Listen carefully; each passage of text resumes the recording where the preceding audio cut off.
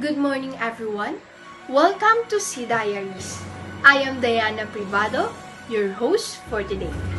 In today's episode, we are going to talk about how important each individual's role in the community, in promoting humanitarian action, as well as their impact on community participation, mobilization, and engagement.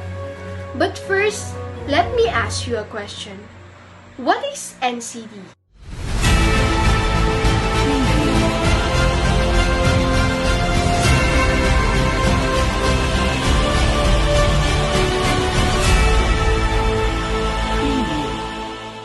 NCD stands for Non-Communicable Diseases.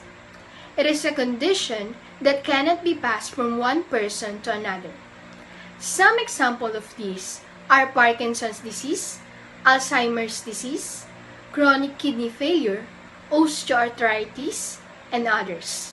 Management of NCD includes detecting, screening, and testing diseases and give palliative health care for people who are in need. So as a result, our team agreed to ask each youth about their positions and contributions to the community.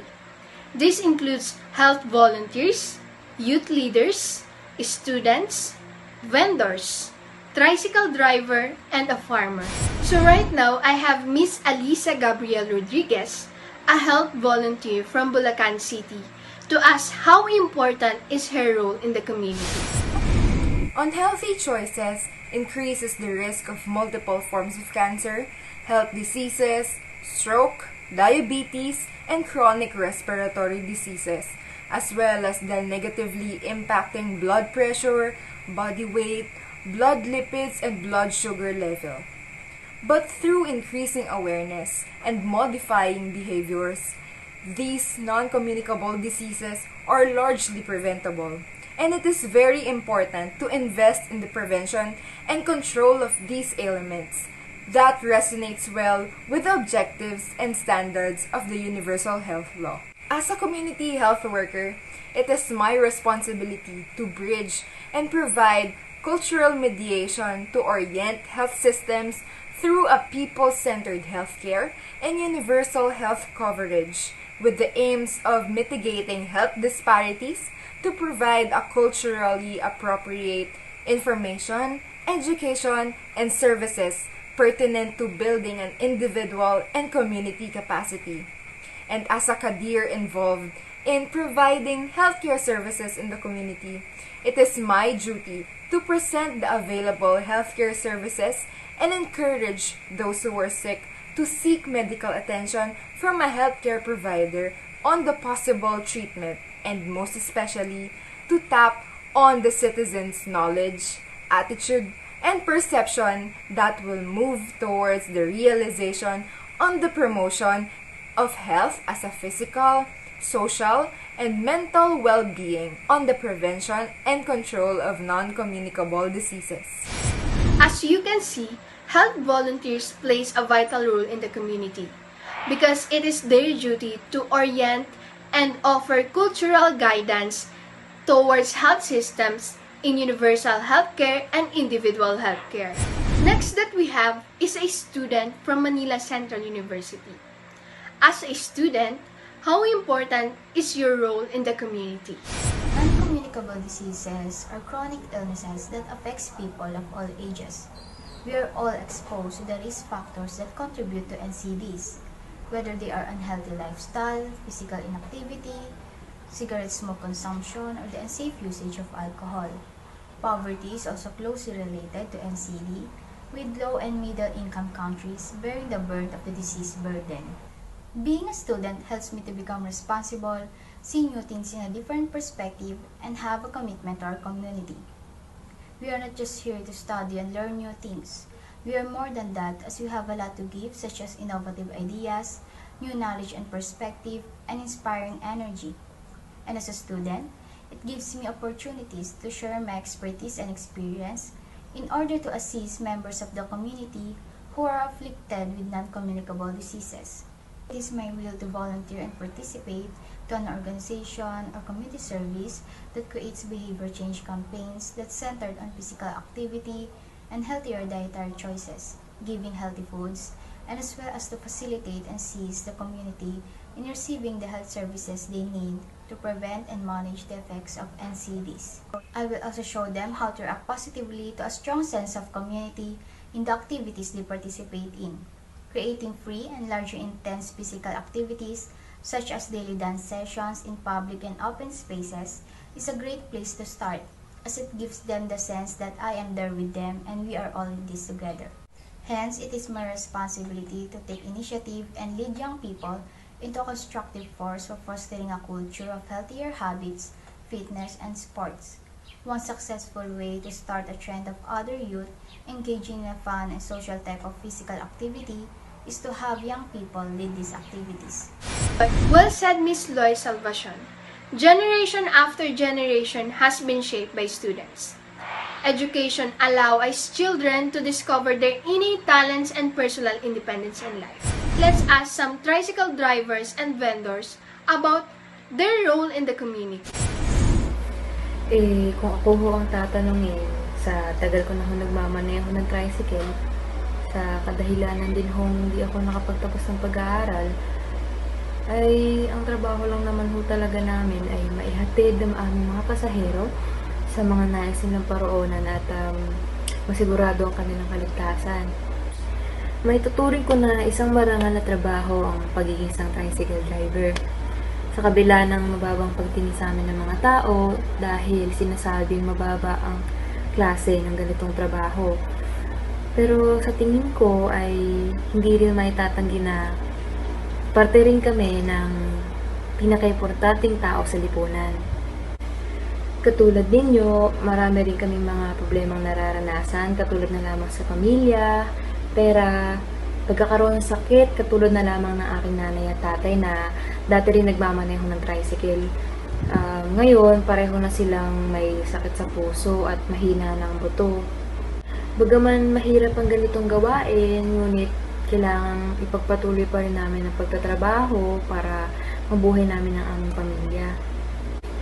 Hindi man ganun kalakihan ang kinikita namin sa isang araw, pero malaking tulong na ho yun, lalo sa pagpapagamot ng aking nanay at tatay. At kung makaipon man ho, sa pagpapagaling na rin ho nila. Alam naming nakakapagod at mahirap ang ganitong trabaho, pero wala rin kami ibang pwedeng gawin dahil ito lang rin ang aming tanging alam. Sapat na rin sa amin ito dahil malaking tulong na rin ho ito sa aming pang-araw-araw at sa aming buhay. Kaya nagpapasalamat kami sa mga pasahero na patuloy na tumatangkilik sa mga tricycle. Patuloy namin sisiguraduhin ang inyong kaligtasan at ang mabilis sa serbisyo. Ang masasabi ko lamang ay malaki ang naitutulong ko sa ating lipunan. Lalo sa panahon ngayon ng pandemya, diba? Sapagkat yung mga itinitinda ko ay mga essential o yung mga pangunahing pangangailangan ng mga tao. Kumpara sa mga grocery stores na bultuhan kong magbenta, ako nagtitinda ako ng tingi. Hindi naman lingid sa kaalaman natin, diba, na sa sobrang hirap ng buhay ngayon, ay may mga taong kapos sa pera. Kaya naman, may mga taong hindi kayang bumili sa grocery store kasi mas mahal yung presyo doon eh. Alam naman natin na ang ibinabudget lamang ng mga tao yung pera nila upang matususan at mairaos yung pangangailangan nila sa pang-araw-araw. Isa pa, mas accessible ang mga tindahan, di ba? Kasi hindi mo na kailangan pang pumunta sa pagkalayo-layong lugar. Lalo na kung yung bibilin mo lang ay isang pirasong candy o kaya naman isang boteng mantika. Ang mga tinderang tulad ko, dinadala namin yung produkto papalapit sa mga tao, sa community. Wala ring tax na nakapatong sa mga presyo namin sa tindahan. Hindi tulad sa mga grocery stores, diba? May mga tax na nakapatong. Kaming mga tindera, kahit hindi kami nakapagtapos ng pag-aaral, hindi kami nagiging pabigat sa lipunan dahil may tuturi kaming self-employed. Mababa man yung tingin sa amin ng iba, ang mahalaga naman sa aming mga tindera, natutugunan namin yung pangangailangan ng aming pamilya at nasusustentuhan yung pag-aaral ng aming mga anak.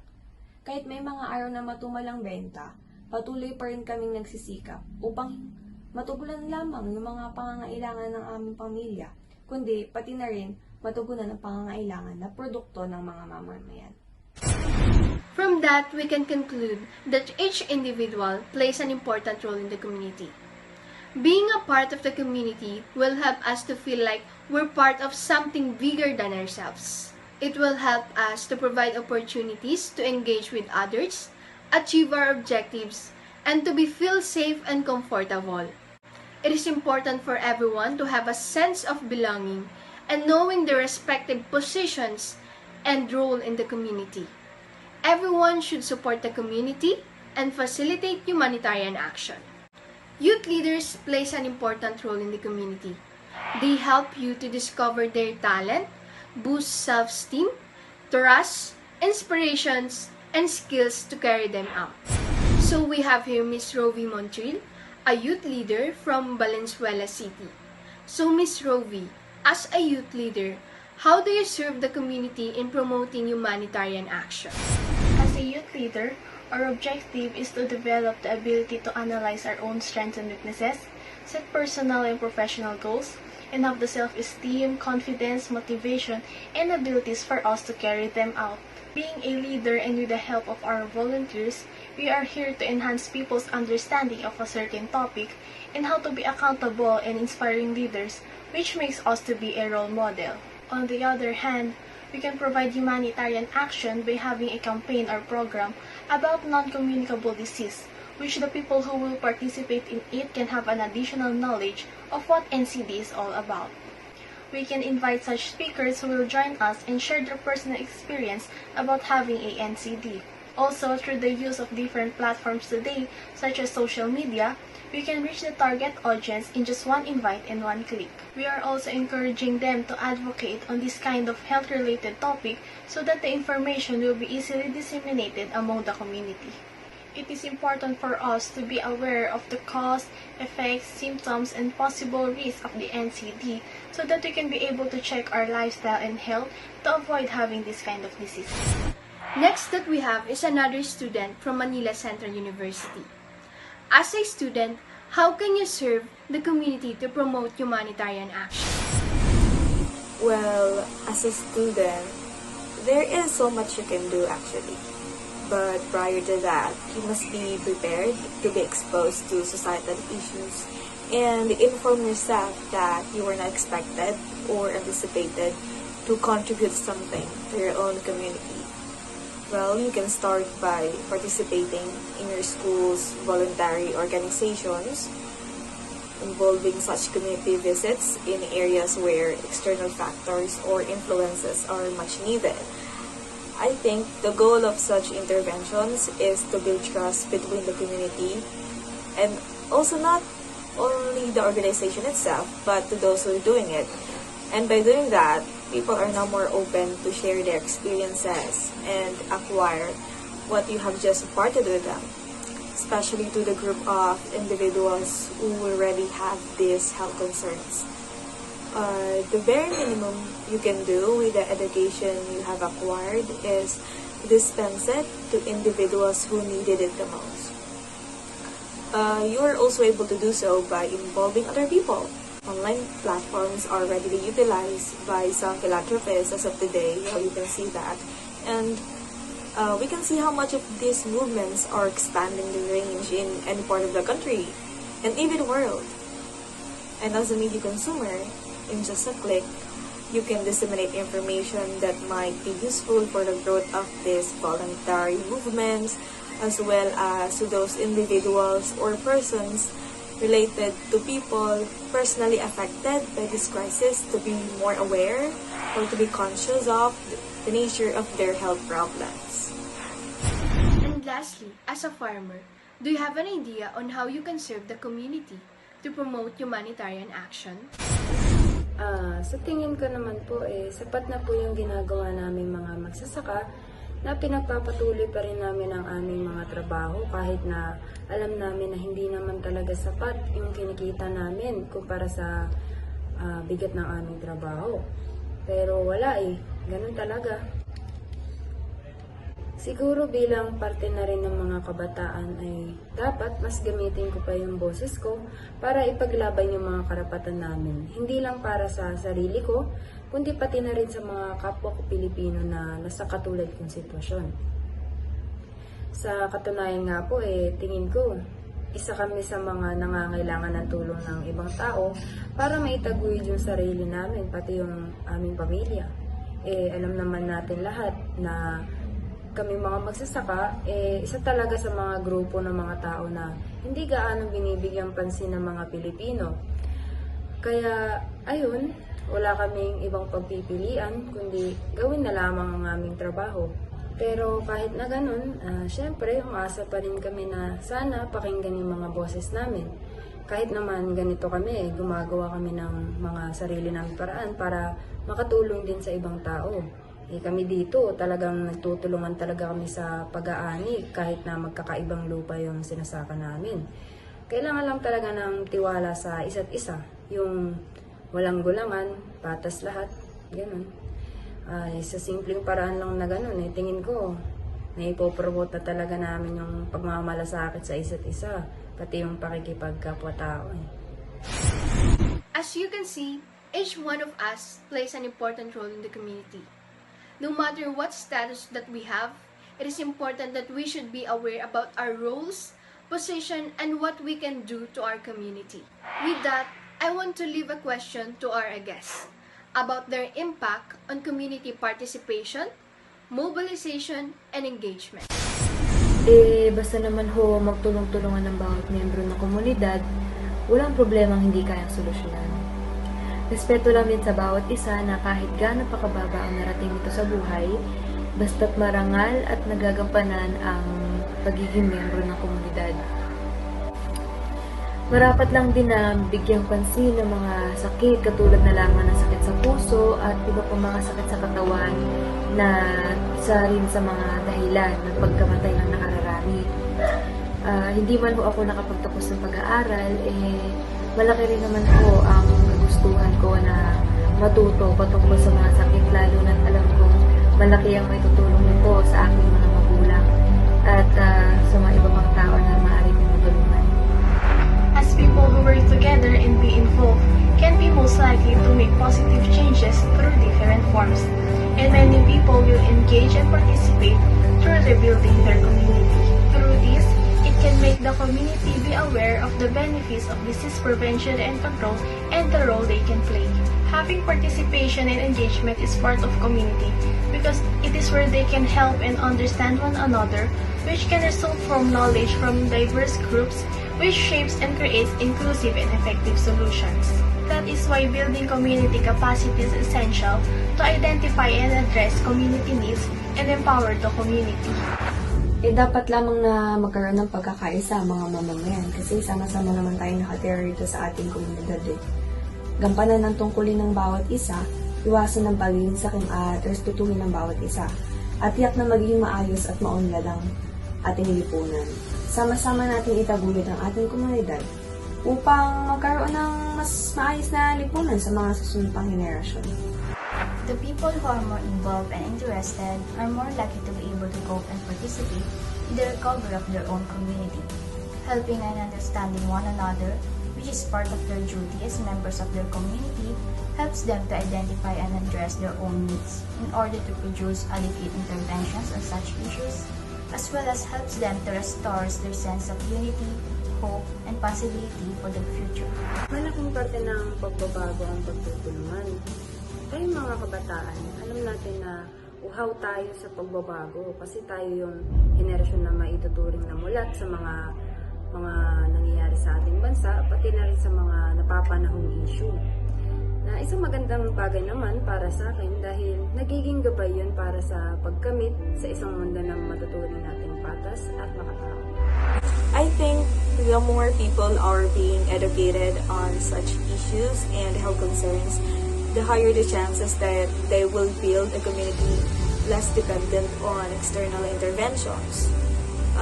The awareness of the community members is crucial for the engagement of each. When they fully recognize their obligation as a resident and as a contributor to their own area, the commitment for development will follow. Major progress on the prevention and control of non-communicable diseases is within reach, but we needed to act now, and we must involve all the different sectors of the community which includes the health, education, environment, planning, finance, and sports. Non-communicable disease prevention is emerging as a public health priority, and it is necessary to understand the different community-based interventions that are available. Health interventions are social interventions. Prevention and control of these non-communicable diseases requires cooperation and participation from the whole community. It requires building alliance and engaging the different stakeholders to bring sense of urgency and visibility to health issues and give a push to the momentum on communication and health efforts. In order to make the community be aware of the benefits of the disease prevention and control, each individual must play a role. Through community mobilization, reaching out to the different sectors of the community, and creating partnership in order to focus on the health promotion, prevention, and intervention is needed to empower the community members to take and facilitate on change, to foster cooperative engagement and support in a collaborative community building. And that somehow concludes our show. People who are more involved and knowledgeable enough are more likely to deal with the transformation of the community. They will recognize their own strengths in order to respect and support one another. Again, I am Diana Privado, and this is Sea Diaries.